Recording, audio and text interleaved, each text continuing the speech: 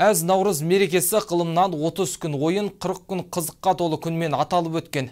Елімізде де қанша жылдан бері Наурыз қарсаңында әр күні әр айдармен кең көлемде тойланып келеді. Бүгін мысалға көрісу күні.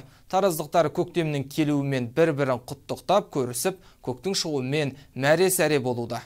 Көрісумен Наурыз күні басталсын. Қазақстан бұл дүниеде мәңгілік ел болып сақталсын. Әумин. Көрісу ежелгі дәстүр. Қыстан мал-жанның аман шыққанына шүкіршілік етіп туған туыспен көрісетін күн. Осы орайда ұйымдастырылған мерекелік кеш ұлттық ойындардан бастау алып, салт дәстүрмен жалғасты. Қала әкімі шаһар тұрғындарына ізгі ниет, ақ тілегін жеткізді.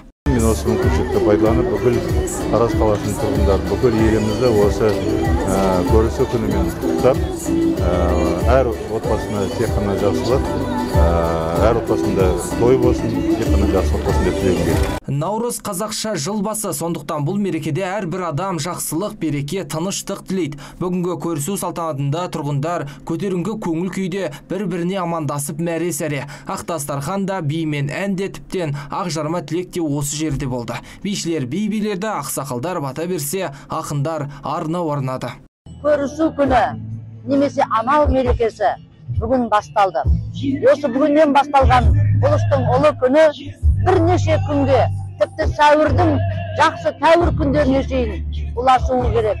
Дәл осындай іс-шара қаланың барлық округтерінде жалғасуда. Бүгін халық бір-бірімен құшақ жая көрсе, ертең, яғни 15 наурыз ұлттық тағамдар мерекесі ақ мол болсын күні аталып өтеді. Нұрғиса Қаржаубай, Мұхтар Әлішев, Нұрбол Қыстаубек, Аймақ.